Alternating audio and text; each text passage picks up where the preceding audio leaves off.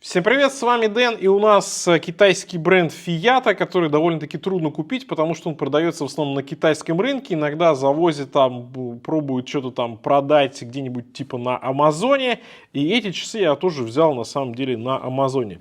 Давайте открывать, достаточно такая недорогая, доступная модель, и мне стало интересно, потому что редкий, в общем-то, гость на европейских, американских, ну или тем более на российской площадке. Fiyata часы, которые используются китайскими космонавтами, или как их называют, тайконавтами. Есть у них такие глубокие переработки китайских калибров, но в основном они, и тем более в доступных версиях часов, используют, как правило, японские калибры. И в этих часах, опять же, насколько я понял, потому что у Fiyata даже толком нормального сайта нет, как и у большинства китайских брендов, ориентированных только на китайский рынок. В общем, в этих часах должен стоять какой-то японский механизм, японская механика. Так, ну значит, что у нас? О, вот так. Вот так мы открываем эту коробочку. И здесь у нас все спартански просто. А нет, не совсем. Что-то тут и есть интересное. Давайте посмотрим. Здесь ничего. Ага, то есть вот здесь вот с этой стороны можно что-то, да, и такого интересного найти. Так, ну ладно, коробочку в сторону. Давайте часы. А секси? Секси циферблат. Так, ну здесь любимая такая фишечка китайских компаний, инструментик такой вот недорогой, который можно использовать для укорачивания браслета, либо для того, чтобы поставить ремешок. Вот такой вот референс у этих часов. И что я знаю про эту модель? То, что она называется Fiyata Yachtsman, да, Yachtsman. Этих яхтсменов на самом деле достаточно большое количество. Есть вот в дайверском стиле, есть вот именно как часы для яхтсменов. Конкретно эта модель, это, как вы видите, модель как вот именно для дайверов больше. Давайте сейчас пленкой сниму и потом уже продолжим.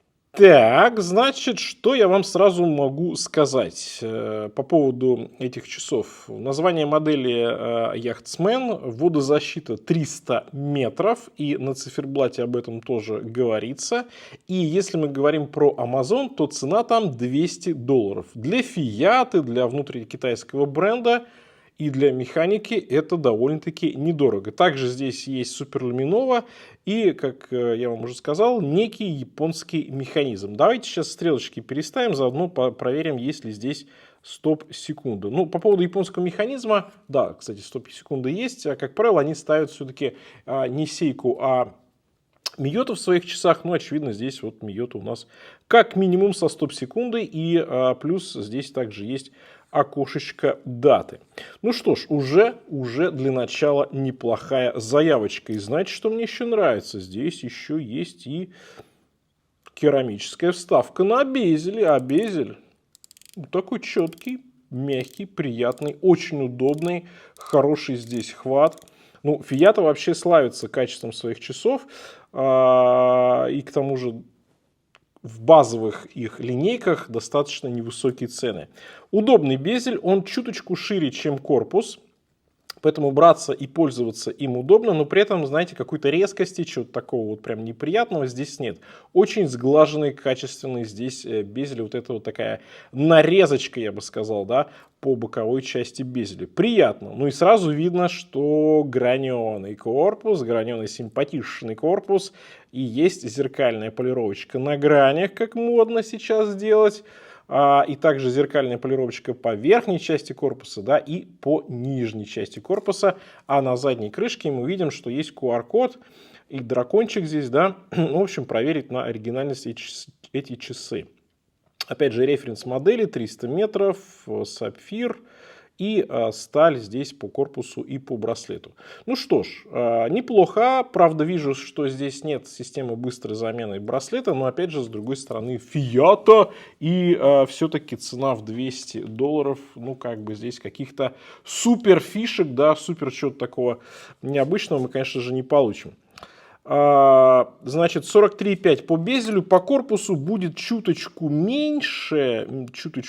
Я думаю, где-то в 42, но мы сейчас это просто не видим, потому что безель, он шире, чем корпус. В общем, где-то 42,5 будет. По высоте 13, неплохо для такой, опять же, водозащиты. Браслет 22. И от ушка до ушка здесь 48,4. Кстати, размеры довольно-таки неплохие.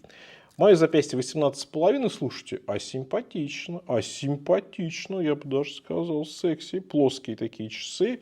Хорошо браслет идет первое звено, да, такой загибается вниз, какого-то промежутка нет между первым и вторым звеном, хорошо обхватывает запястье, и в этом плане, ну, приятно. По посадочке здесь вопросов нет, посадочка очень неплохая. Неплохо, неплохо. Есть небольшие защитные наплывы на заводную головку, но здесь ничего запястью не мешает. И слушайте, мне нравится вот это вот сочетание синего такого циферблата. Есть черная версия, есть вот синяя. Мне понравилась больше синяя. Солнечные лучи, волны по циферблату. И он такой густой, синий, хорошо насыщенный.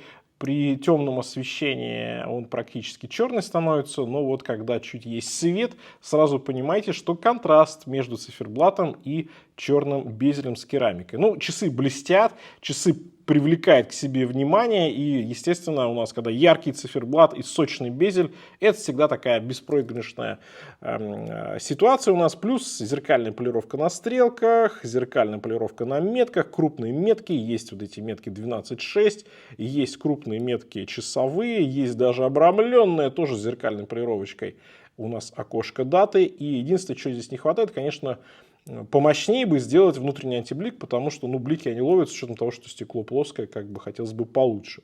Но опять же, вспоминаем цену и претензий, наверное, все-таки не предъявляем.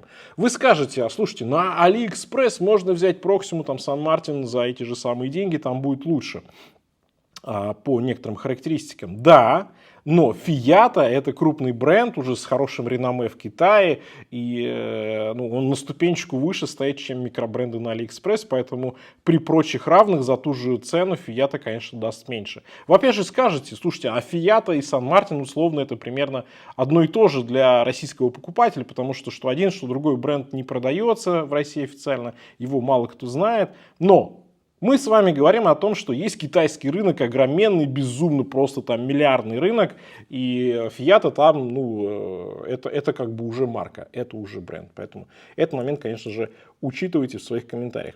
Есть небольшой люфтик где-то на полмиллиметрика здесь между корпусом и браслетом, и в целом я бы не сказал, что браслет здесь какой-то выдающийся, скажем, на уровне Сан Мартина или Proximo. Он неплох, не подумайте плохого, он будет лучше, чем браслет у тех же самых Seiko 5, например. С нижней части, кстати, все приятно, нигде ничего не режет. И очень неплохая геометрия, как шелковый, и приятно его держать в руках. Но вот что касается сатинирования, такой вот все-таки достаточно простой браслет. Такой браслет делали на алишных брендах, где-то года 3 назад. Он лучше, чем то, что делает Pagani Design. Здесь, опять же, не подумайте лишнего. Вот. Но не как у лучших брендов, которые там можно взять на Али. Вот это вот, конечно, это прям не солидно. Не солидно вот это вот, да, все. На кнопочке, конечно, здесь застежка, и это неплохо. Но, конечно, по браслету немножко эти часы уже отстали от лучших, так сказать, представителей, тех, которые можно сейчас взять в Китае.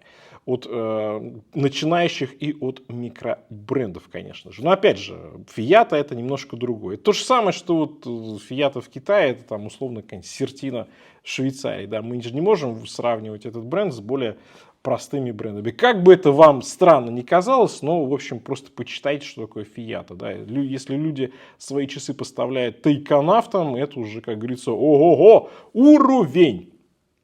А мы переходим к макро. Да нет, пока не макро, пока мы с вами посмотрим браслет на всех звеньях, будет 190 грамм. И также немаловажный, значит, моментик, это сколько у нас про запас.